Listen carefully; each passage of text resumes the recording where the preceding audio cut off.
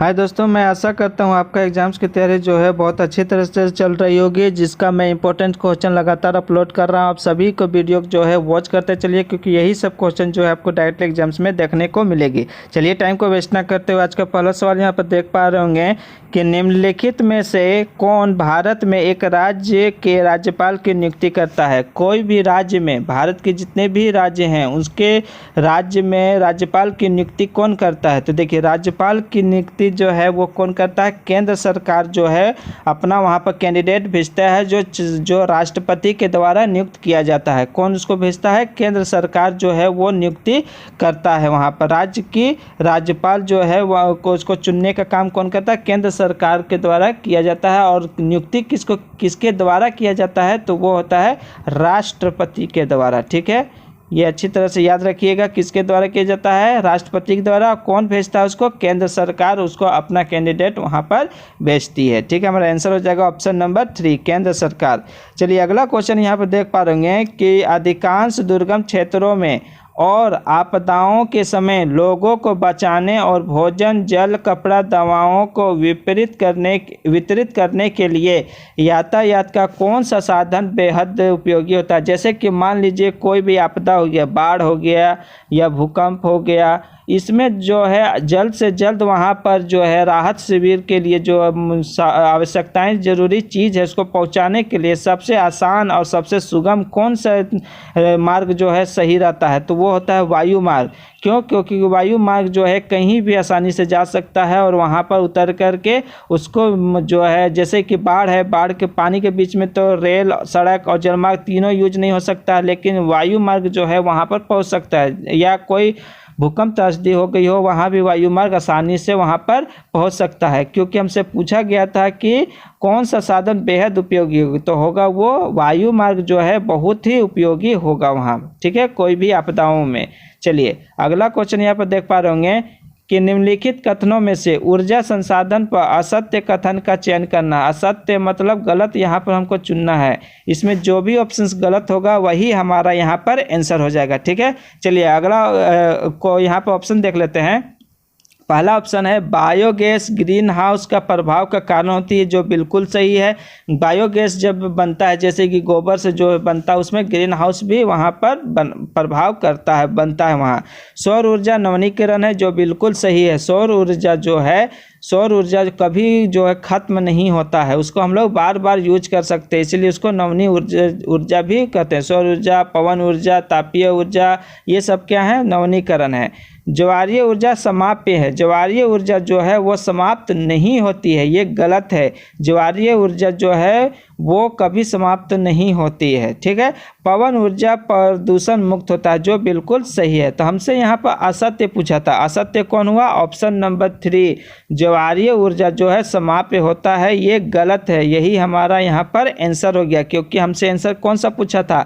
असत्य कौन है, मतलब गलत कौन है। तो गलत है, ज्वारीय ऊर्जा समाप्त होती है, जो गलत है। यही हमारा आंसर हो जाएगा ऑप्शन नंबर 3। ठीक है, चलिए अगले क्वेश्चन की तरफ चलते हैं।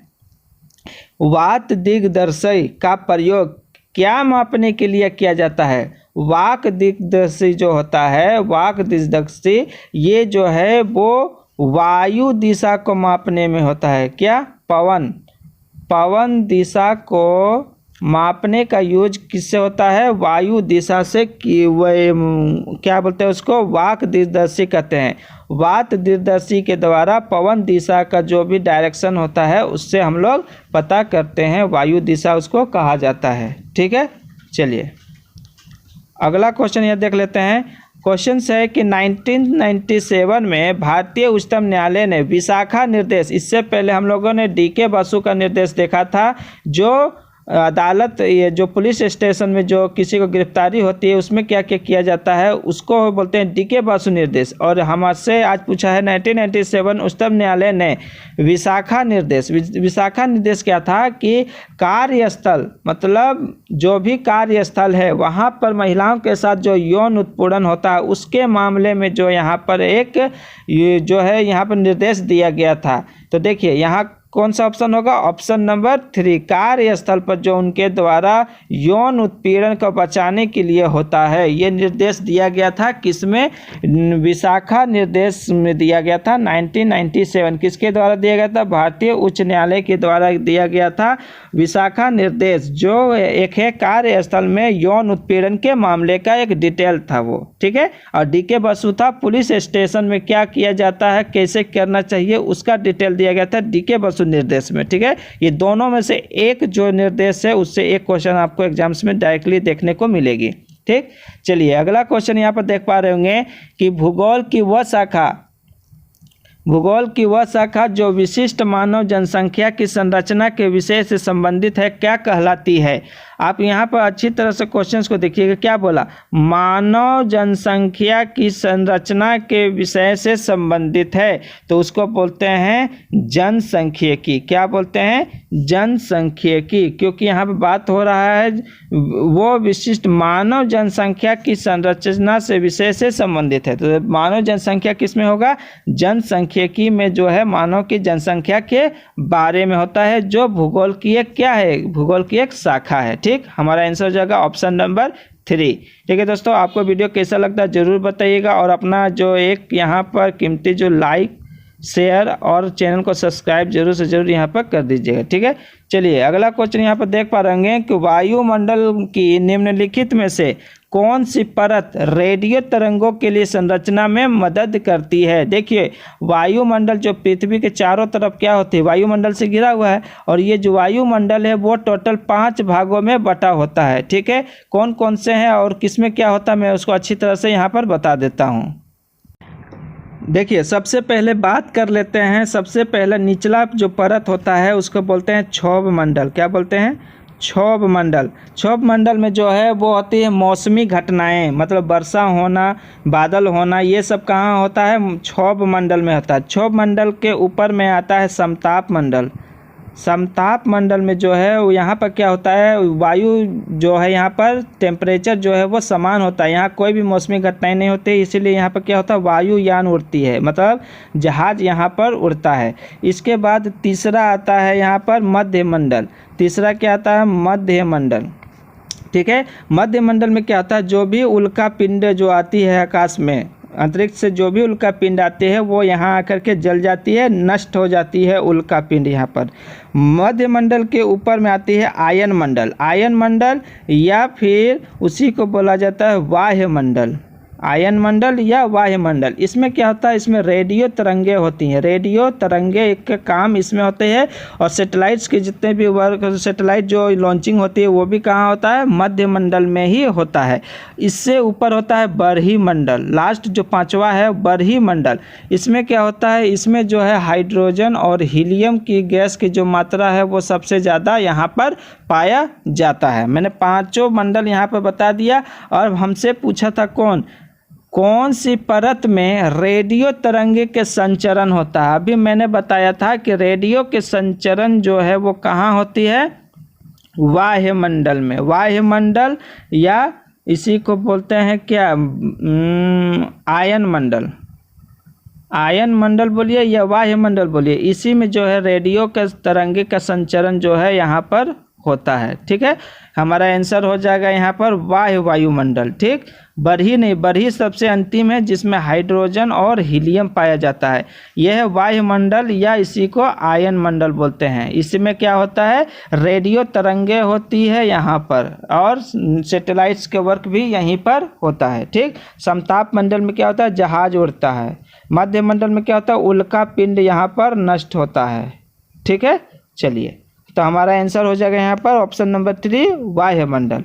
चलिए अगला क्वेश्चन देख लेते हैं। यहाँ पर समताप मंडल की परिस्थितियाँ हवाई जहाज उड़ाने के लिए आदर्श होती हैं। देखिए मैंने बताया ना अभी, समताप मंडल में क्या होता है? हवाई जहाज उड़ता है। क्या कारण है कि वहाँ पर समताप मंडल में ही जब हवाई जहाज को उड़ाया जाता है? उच्च वायु दाब होता है? नहीं। निम्न वायु दाब होता है? नहीं। बादलों एवं मौसम संबंधी घटनाओं से मुक्त होता है, मतलब वहाँ पर कोई भी जो है बारिश नहीं होती है, समान ताप होता है, इस कारण से वहाँ पर जहाज को उड़ाया जाता है समताप मंडल में। तो हमारा आंसर हो जाएगा ऑप्शन नंबर 3 बादलों और मौसमी संबंधी घटनाओं से मुक्त होना, मतलब वहाँ वहाँ पर बादल और मौसम नहीं होता। अब बात आती है कि बादल और मौसम कहाँ आता है, तो बादल और मौसम आता है सबसे पहली परत क्या था, क्षोभ मंडल। क्षोभ मंडल में जो है ये बादल और मौसमी घटनाएं होती हैं, ठीक है। समताप मंडल में नहीं होती है, इसीलिए वहाँ पर जहाज जो है उड़ाई जाती है समताप मंडल में, ठीक है। चलिए अगली क्वेश्चन की तरफ चलते हैं। अगला क्वेश्चन बोल रहा है कि जब नदी मैदान में प्रवेश करती है तो यह मुड़ जाती है और बड़े मोड़दार बनाकर बहती है, जो क्या कहलाती है। देखिए मान लीजिए पानी कोई पठार से बह रहा है, पठार से नीचे आया पानी, अब यहाँ पानी गिरने के बाद ऐसे ऐसे बहती बहती बहती आगे बढ़ती है। तो जब ये यहाँ से पानी गिरती है तो इसको बोलते हैं जलप्रपात। जलप्रपात। जब यहाँ से नदी नीचे गिर जाती है, यहाँ पर जब ये ऐसे ऐसे करके बहती है, इसको बोलते हैं विसर्प। क्या बोलते हैं, विसर्प। फिर आगे नदी बढ़ कर के कोई ऐसा स्ट्रक्चर ले लेती है तो इसको बोलते हैं गोखुर झील। क्या कहते हैं, गोखुर झील, इसको इसी को बोला जाता है, ठीक है। तो हमसे पूछा है कि जब वो प्रपात जो है पहाड़ पर से नीचे गिरती है, मैदान पर गिरती है, पहाड़ से लेकर मैदान पर आ जाती है, तो वहाँ किसका निर्माण होता है, वहाँ पर निर्माण होता है विसर्प का। किसका निर्माण होता है, विसर्प का। तो देखिए विसर्प कहाँ है, ऑप्शन नंबर 3 में, ठीक। नदी जब पहाड़ पर से नीचे गिरता है, जब पहाड़ पर से उसको जलप्रपात कहते हैं। पहाड़ से जब गिर के नदी जब समतल मैदान पर बहने लगती है तो उसको बोलते हैं विसर्प। क्या बोलते हैं, विसर्प, ठीक है। चलिए अगला क्वेश्चन देख लेते हैं। ग्लोब। ग्लोब इसको बोला जाता है ऐसे ऐसे ऐसे ऐसे ऐसे जो काल्पनिक रेखा पृथ्वी पर जो काल्पनिक रेखा खींचते हैं, जो पृथ्वी के आकार के जो काल्पनिक बनते हैं उसको ग्लोब बोलते हैं, ठीक है। तो ग्लोब के 2 बराबर भागों में बांटने के लिए खींची गई काल्पनिक रेखा को क्या कहते हैं। तो देखिए ये ग्लोब है, ग्लोब का स्ट्रक्चर बना हुआ है। अब ग्लोब को बीचे बीच जब काट देते हैं काल्पनिक रेखा से, तो इस बीच वाली रेखा को क्या कहते हैं। तो देखिए ये जो रेखा है ऐसे जो जा रहा है, हॉरिजॉन्टल क्षैतिज जो रेखा होती है उसको बोलते हैं अक्षांश रेखा, ठीक। इसको अक्षांश रेखा। और जब ऊपर से नीचे जो लाइन आती है इसको बोलते हैं वर्टिकल। वर्टिकल वाले लाइंस को क्या बोलते हैं, देशांतर रेखा। देशांतर रेखा, ठीक है। तो हमसे पूछा है कि जो बीचों बीच काटता है उसको क्या बोलते हैं। तो देखिए जो बीचों बीच काटता है उसको 2 नाम बोलते हैं। उसको बोलते हैं मध्य रेखा या भूमध्य रेखा, या इसी को बोलते हैं विषुवत रेखा। विषुवत रेखा।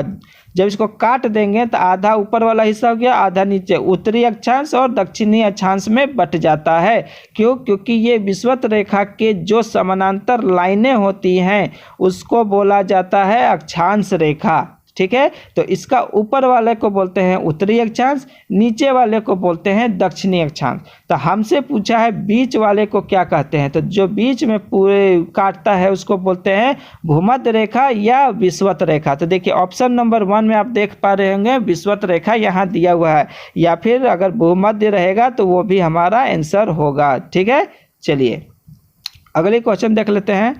भारतीय नागरिकों को अनुदत्त किस मौलिक अधिकार परिधि के अंतर्गत सर्वोच्च न्यायालय ने भोजन के अधिकार, निजता के अधिकार, प्रदूषण मुक्त जल अधिकार, वायु का अधिकार की व्याख्या करता है। देखिए ये वाला जो केस है प्रदूषण मुक्त जल और भोजन का जो वाला केस है, ये पश्चिम बंगाल का मजदूर वाला केस है, ठीक है ना। पश्चिम बंगाल का सरकार और वहाँ के मजदूर के किसान के जो केस हुआ था उसमें ये सुप्रीम कोर्ट ने यहाँ डिसीजन दिया था कि उनको साफ पानी और भोजन मिलना है, जो अनुच्छेद 21 के तहत कहा गया है जीने का अधिकार। अनुच्छेद 21 में क्या है, जीने का अधिकार है, जिसमें सभी को जीने का अधिकार दिया गया है, साफ पानी और भोजन का अधिकार दिया गया है। तो हमसे यही पूछा है कि प्रदूषण मुक्त जल, भोजन, निजता का अधिकार, ये सब किस में आता है, ये सब आता है जीने का अधिकार में।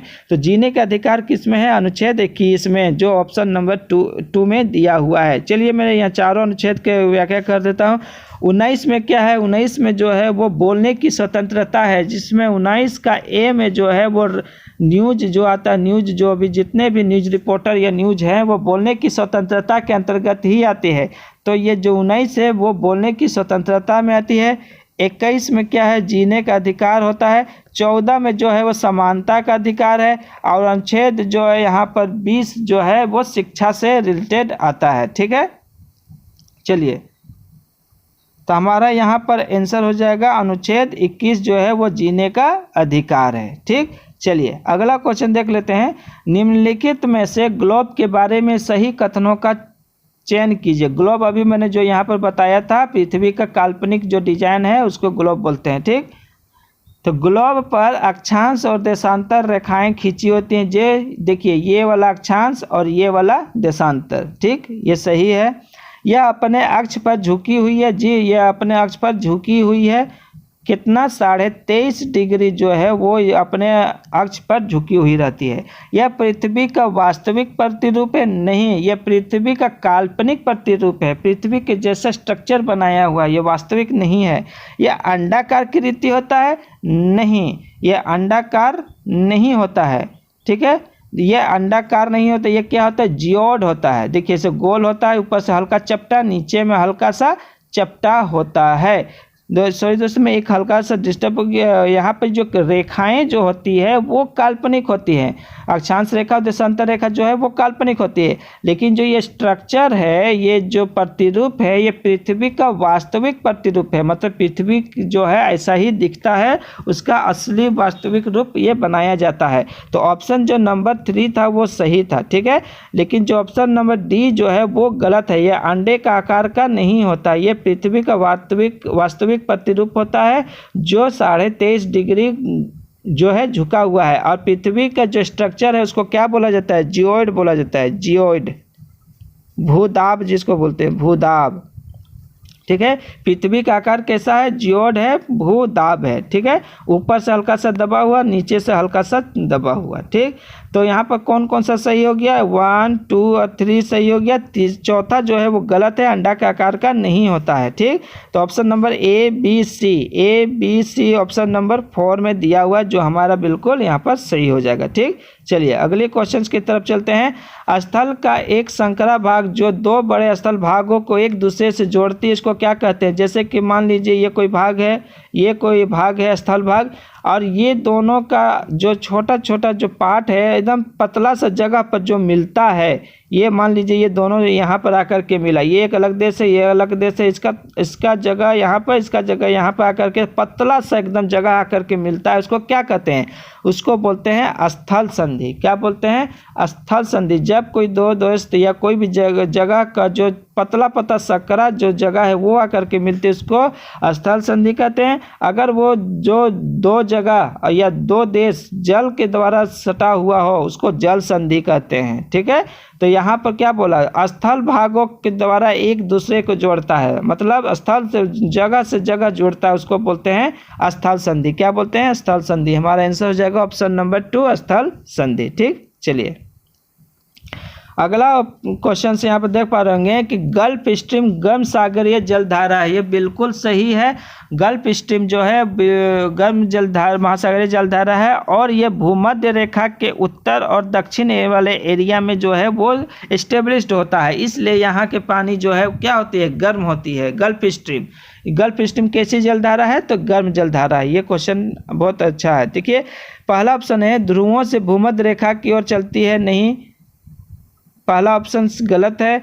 अंतर्भूमि भूमि से नीचे गर्म होती है, नहीं। गर्म पानी के झरनों का स्रोत गर्म होता है, नहीं। भूमध्य रेखा के निकट क्या उत्पन्न होता है, मैंने अभी तुरंत बताया कि पृथ्वी का जो भूमध्य रेखा है उसके उत्तर और दक्षिण वाले एरिया में, इतना एरिया में जो भी जलधारा का होता है, गर्म जलधारा यहाँ पर पाया जाता है, ये भूमध्य रेखा के निकट उत्पन्न होता है। जैसे कि गर्म जलधारा कौन है, गल्फ स्ट्रीम।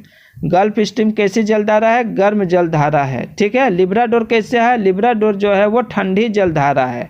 ठंडी जलधारा वो किधर पाया जाएगा, अमेरिका वाला जो इलाका है उधर पाया जाएगा, क्योंकि वो ठंडा प्रदेश है, वो भूमध्य रेखा के पास नहीं है। ठीक है, तो ये भूमध्य रेखा के निकट उत्पन्न है, इसीलिए जो है गल्फ स्ट्रीम गर्म जलधारा है। ठीक है, ऑप्शन नंबर 4 जो है हमारा आंसर यहाँ पर हो जाएगा। ठीक, चलिए अगला क्वेश्चन देखते हैं। यहाँ अगला क्वेश्चन कह रहा है कि स्थान परिवर्तन से प्राकृतिक वनस्पति में भी परिवर्तन होता है। सदाबहार वृक्ष भूमध्य रेखा प्रदेश में समीप ही क्यों उगते हैं?